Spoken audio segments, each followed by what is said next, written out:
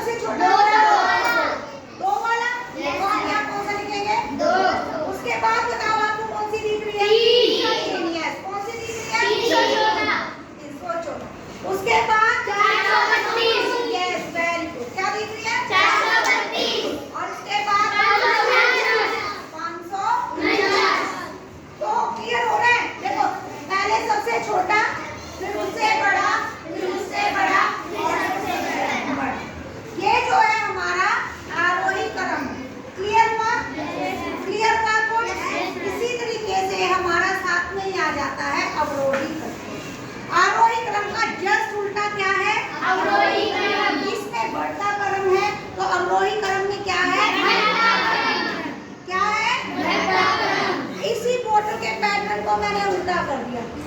आरोही क्रम में मेरा पैटर्न ऐसे गया और अवरोही क्रम में कैसे जाएगा? उल्टा।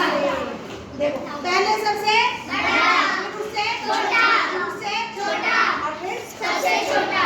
क्लियर हुआ? इस पैटर्न से आप बिल्कुल इजीली समझ सकते हो कि अवरोही क्रम को हम कैसे लिखेंगे।